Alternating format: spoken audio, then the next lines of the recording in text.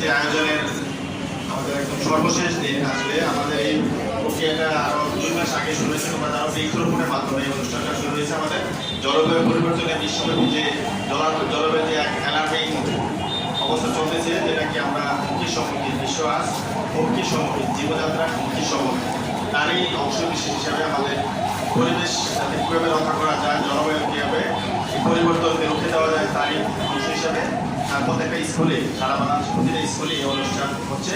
জলবায়ু পরিবর্তন কীভাবে রুখে দেওয়া যায়, আমরা সবুজায়ন বনায়ন বা অন্যান্য কর্মসূচির মাধ্যমে কীভাবে আমরা এই জলবায়ুকে জলবায়ু পরিবর্তনকে রুখে দিতে পারবো। বিশ্ববিদ্যালয় কলেজে আজকের এই অনুষ্ঠান আমাদের ইতিমধ্যে দুটি অংশ আমরা বের করে এসেছি। একটা হলো বৃক্ষরোপণ, দ্বিতীয়টা ছিল আমাদের যে দেয়ালিকা, এবং সর্বশেষ এটা হলো আজকে উপস্থিত বক্তৃতা।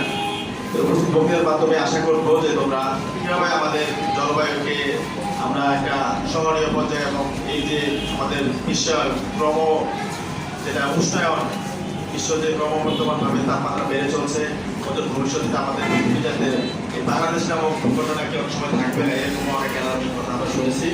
তো এইখান থেকে কীভাবে আমরা উত্তরণ করতে পারবো, কীভাবে আমরা এই জলবায়ুকে একটা সহনীয় পর্যায়ে নিয়ে আসতে পারবো, আমরা তোমাদের এই বক্তব্যের মাধ্যমে আমরা অনেক পরামর্শ, যাতে ভালো ভালো কিছু পরামর্শ আমরা পাই, সেগুলি আমরা ভবিষ্যতে আমাদের বিভিন্ন কর্মকাণ্ডে প্রয়োগ করতে পারবো। তো সবাইকে ধন্যবাদ এই উপদেশে অংশগ্রহণ করার জন্য। ধন্যবাদ সবাইকে। শুরু করার জন্য অনুরোধ করছি। আজকের এই উপস্থিত বক্তৃতা যে প্রতিযোগিতা হবে, এখানে বিচারকের দায়িত্ব পালন করবেন আমাদের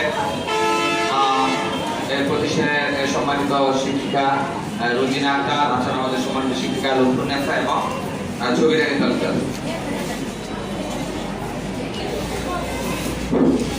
তো আমি প্রথমেই বক্তব্য উপস্থাপনের জন্য অনুরোধ করছি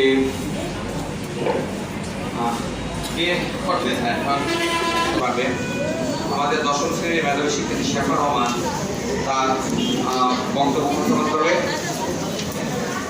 শেফা, তোমার বিষয়টা ছিল জলবায়ু পরিবর্তনের জনসচেতনতা, জলবায়ু পরিবর্তন রোধে জনসচেতনতা।